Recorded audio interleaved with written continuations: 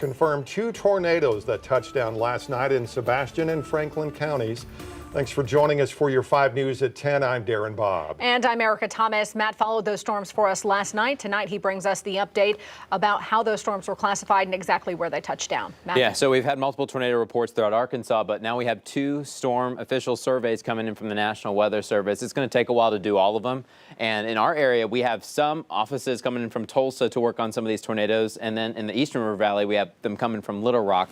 But let's go ahead and zoom in. We've had a tornado confirmed in Sebastian County and then also into southern Franklin County. These 2 tornadoes, let's go ahead and dive in. They both were EF1 tornadoes. They were part of the same storm.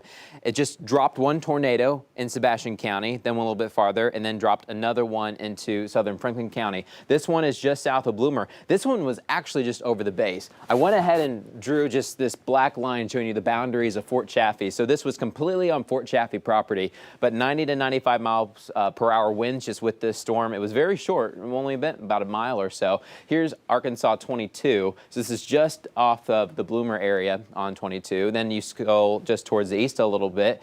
EF1 tornado starting next to the Fort Chaffee property right on the boundary and then kind of bending back towards the north just on the outside of Charleston. We were talking about this storm, and this is when we saw a little bit of that debris ball for a second just south of the high school, and then it just sort of fizzled out as soon as it reached 22. But that's way too close to Charleston. This one 90 to 100 miles per hour, a little bit longer, at just under 2.5 miles long. And then on top of that, of course, we have all these hail reports that we're still looking at, and folks continue to send pictures and lots of damage, especially on vehicles and some roofs. But where do we go from here? Well, I think we can sleep easy tonight, at least in western Arkansas and eastern Oklahoma. We're watching some big-time thunderstorms in southern Arkansas heading into Louisiana, East Texas.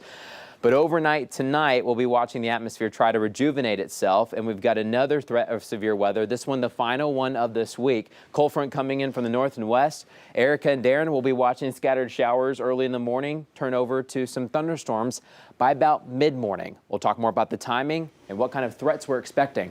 That's all coming up. All right, Matt, thanks. People in parts of Logan County cleaning up.